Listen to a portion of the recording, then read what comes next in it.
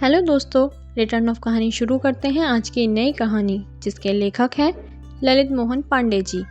यह इस कहानी का दूसरा भाग है। इसका पहला भाग सुनने के लिए आप डिस्क्रिप्शन में दिए गए लिंक पर क्लिक करें। तो चलिए शुरू करते हैं। कमरे में प्रवेश करने वाले व्यक्ति श्याम किशोर थे।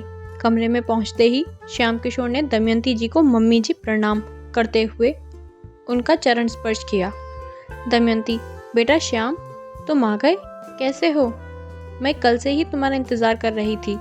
श्याम किशोर, मम्मी जी, कल कुछ व्यस्तता ज़्यादा थी, इस कारण से मैं नहीं आ पाया था। दमयंती, ठीक है बेटा, कोई बात नहीं। तुम्हारे आने से मुझे अपनेपन का एहसास होता है, इसलिए मैं तुम्हारी राह देखती रहती हूँ। दमयंती जी के चेहरे पर आई प्रसन्नता के भाव एवं उस व्यक्ति के द्वारा बड़ी आत्मीयता से मम्मी जी पुकारने पर प्रभाकर को बहुत आश्चर्य हुआ। उनके समझ में नहीं आ रहा था कि बाहर मौजूद वृद्ध महिलाओं के द्वारा जिस व्यक्ति के बारे में बताया गया था, यह व्यक्ति वही श्याम किशोर ही लगते हैं। उन्होंने पूछा कि क्या आपका नाम श्याम किशोर है? श्याम किशोर, जी हाँ। प्रभाकर, श्याम किशोर जी, अभी आपने इनको मम्मी जी संबोधित करके चरण स्पर्श किए हैं। माता जी के प्रति प्रदर्शित आपका आदर भाव यह दर्शाता है कि आप अपने मम्मी जी के प्रति बहुत ही सम्मान का भाव रखते हैं और आप उनसे बहुत अधिक प्रेम करते हैं। लेकिन मेरी समझ में यह बात नहीं आ रही है कि आपने अपनी मम्मी को इस वृद्धाश्रम में रहने के लिए क्यों मजबूर कर दिया है। श्याम किशोर जी, भाई साहब, वास्तव में यह मेरी सगी माँ तो नहीं है, लेकिन यह मेरे लिए भगवान के बराबर हैं। इनके यहाँ रहने की मजबूरी एक दुख भरी कहानी है जो इनके जीवन में घटित हुई थी। प्रभाकर, श्याम किशोर जी, यह सुनकर मुझे बड़ा सुखद लगा कि माताजी आपकी सगी माँ नहीं है। इसके बावजूद आप इनकी इतनी इज्जत करते हैं, इनको बहुत प्यार करते हैं। यह सब मैंने अपनी आंखों से देख लिया है। यह आपके परोपकारी एवं उदार व्यक्तित्व को दर्शाता है। आपके इस महान कार्य के लिए मैं आपको साधुवाद देता हूँ। आपके आने पर मैंने माताजी के चेहरे पर एक क्षणिक सुख की भावना का अनुभव किया है।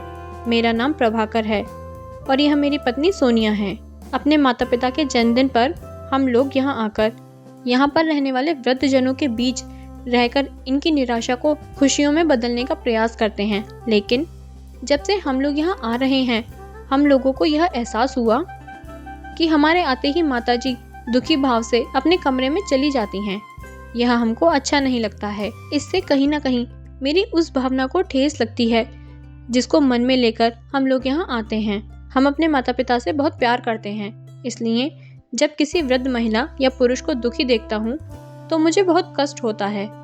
मैं पूरी ईमानदारी के साथ कह रहा हूँ, मैं चाहता हूँ कि मैं इनको भी कुछ पल की खुशियाँ दे सकूँ। यदि आप बुरा न मानो तो मुझे वह कारण बताने की कृपा करें जिसकी वजह से इनका अंतर्मन बहुत व्यथित रहता है। शायद इनके कष्ट निवारण के लिए हम लोग कुछ कर सकें। श्याम किशोर, भाई साहब, आप इतनी आत्मीयता से सच्चाई जानना चाहते हैं तो मैं आपको यह सच्चाई बता रहा हूँ। दमयंती जी ने अपने होठों पर हाथ रखकर इशारे से श्याम किशोर को कुछ भी बताने से मना करने लगी। लेकिन उनके इशारे को देखने के बाद श्याम किशोर उनसे बोले कि मम्मी जी, आप उन कृतघ्नों के द्वारा किए गए घाव को कब तक अपने मन में छिपाएंगी? भाई साहब बड़ी आत्मीयता से पूछ रहे हैं, इसलिए आज मैं उनको सारी सच्चाई बताऊंगा। श्याम किशोर, भाई साहब, 15 दिसंबर 1922 की उस तारीख को मैं जीवन प्रयत्न कभी भूल नहीं सकता हूँ। यही वह दिन था जब पापा जी श्री राजेंद्र कुमार इस अनाथ बालक श्याम किशोर को आश्रय देते हुए पालनहार बन गए थे। पूज्य पिताजी के गांव संग्रामपुर में मैं एक गरीब माता पिता का इकलौता पुत्र था। उस समय मेरी उम्र मात्र 13 वर्ष की थी। 1 वर्ष पूर्व गांव में हैजा फैल गया था। उस महामारी में मैंने अपने माता पिता को किशोरावस्था में ही खो दिया था। मैं अनाथ हो गया था। मेरा कोई भी सहारा देने वाला नहीं था। उन्हीं दिनों पापा जी अपने गांव आए थे। पापा जी भारत सरकार के एक वरिष्ठ अधिकारी के रूप में कार्यरत थे। गांव के प्रधान श्री रामलोटन जी ने मेरी मुलाकात पापा जी से कराई थी। प्रधान जी ने पापा जी से अनुरोध किया, यह बालक राम का लड़का है। आपको पता ही है कि पिछले वर्ष गांव में हैजा फैल गया था। उसी में राम और उनकी पत्नी की मृत्यु हो गई थी। उन्हीं का यह लड़का अनाथ हो गया है। इस अनाथ बालक को आप अपने साथ लेते जाइए इसका कोई सहारा नहीं है, यह आपके घर का सारा कार्य करेगा। इस प्रकार इसको 2 चैन की रोटी मिल जाएंगी। पापा जी उच्च पद पर होते हुए भी इंसानियत और करुणा की मूर्ति थे। वह मुझे अपने साथ ले आए थे। उनके घर में मैं एक घरेलू नौकर के रूप में आया था, लेकिन मम्मी जी और पापा जी ने मुझको कभी भी यह एहसास नहीं होने दिया था कि मैं उनके घर में एक नौकर की हैसियत से रह रहा हूँ। मुझे सदैव यही एहसास दिलाया कि मैं उनके घर में एक पुत्र की भांति रह रहा हूँ। पापा जी और मम्मी जी सदैव बेटा श्याम कहकर ही पुकारते थे। एक अनाथ बालक को मम्मी जी ने माँ के समान वात्सल्य और एक विशाल एवं कोमल हृदय वाले पापा जी के रूप में मुझे एक रक्षक मिल गया था। पापा जी एक बड़े अधिकारी थे, सरकारी बंगले में रहते थे। बंगले के अंदर गार्ड, अर्दली और नौकरों की कोई कमी नहीं थी, इसलिए मैं तो उस घर में एक ऐसी आरामदायक जिंदगी जीने लगा था जिसकी मैंने कभी कल्पना भी नहीं की थी। मेरा केवल यही काम था कि मैं छोटे भैया अनुपम की देखभाल करूं। अनुपम भैया उस समय 2 वर्ष के थे। मम्मी जी और पापा जी के इकलौते संतान हैं। मम्मी जी और पापा जी बचपन से लेकर बड़े होने तक उनको अपने कलेजे के टुकड़े की तरह से पालन पोषण किया था। उनको कभी छींक भी आ जाती थी, पापा जी डॉक्टरों की लाइन लगा देते थे। उनके रोने की आवाज़ सुनकर मम्मी जी परेशान हो जाती थी। जायज़ हो या नाजायज़, उनकी हर जिद पूरी होती थी। बड़े लाड प्यार से मम्मी जी ने और पापा जी ने उनकी देखभाल की थी।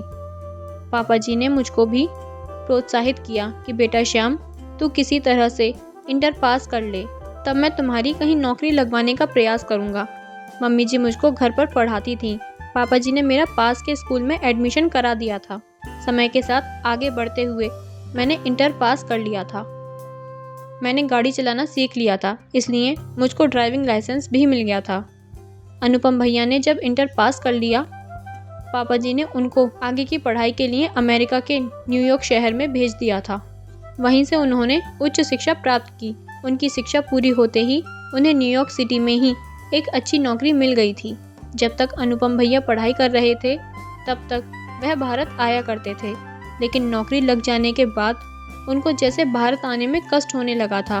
उनके न आने से मम्मी और पापा के बेचैनी और तड़प को मैं रोज़ देखता था।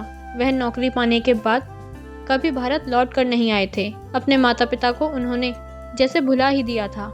एक माँ जिसकी इकलौती संतान उसको उस समय भुला दे जब उस संतान की उस माँ को सबसे ज़्यादा आवश्यकता होती है। इसका एहसास मुझे मम्मी जी को अकेले में कभी कभी आंसू बहाते हुए देखकर होता था। पापा जी कुछ कहते नहीं थे, लेकिन वह भी इस दुख को अपने अंतर्मन में दबाए रखते थे।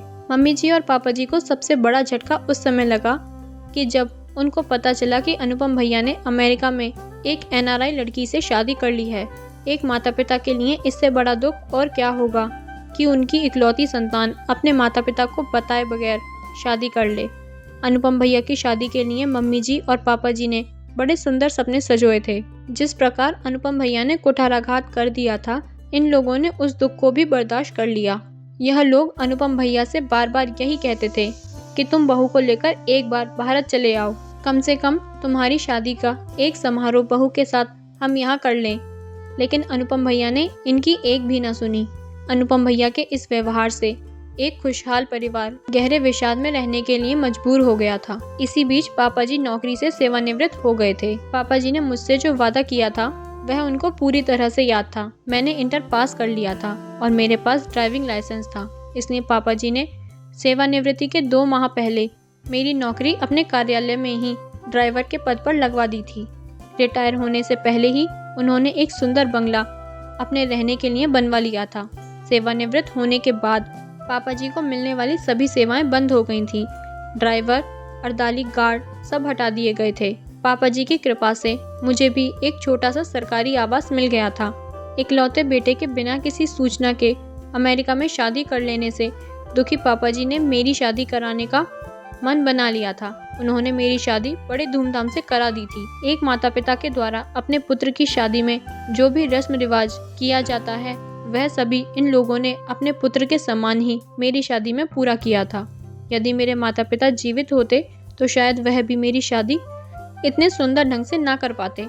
जब तक पापा जी नौकरी में थे और सरकारी आवास में रह रहे थे, तब तक उसी बंगले के एक भाग में मैं भी परिवार समेत रहता था, लेकिन उनके रिटायरमेंट के बाद वह अपने स्वयं के घर में शिफ्ट हो गए थे। एक दिन मम्मी जी की उपस्थिति में उन्होंने बड़े प्यार से मुझको अपने पास बुलाया। वह मुझसे बोले कि बेटा श्याम, तुम्हारी नौकरी लग गई है, तुम्हें रहने का एक मकान भी मिल गया है। तुम्हारे प्रति मेरी जो जिम्मेदारी थी उससे अब मैं मुक्त हो गया हूँ। इसलिए बेटा, अब तुम हमारी तरफ से पूर्णतः आज़ाद हो। तुम अपने परिवार के साथ अपने सरकारी आवास में रह सकते हो। तो दोस्तों, क्या श्याम किशोर पापा जी के कहने पर अपने परिवार को लेकर उनसे अलग रहने चला जाएगा, या उनका बेटा अनुपम भारत वापस लौट आएगा? कैसी होगी इनकी आगे की ज़िंदगी? ऐसे बहुत सारे सवाल हैं इस कहानी में, जिनका जवाब हमें इस कहानी के अगले भाग में मिलेगा। अगर आप लोग इस कहानी का अगला भाग सुनना चाहते हैं तो हमें कमेंट करके ज़रूर बताएं, और साथ ही कहानी अच्छी लगी हो तो चैनल को लाइक, शेयर और सब्सक्राइब करना ना भूलें। धन्यवाद।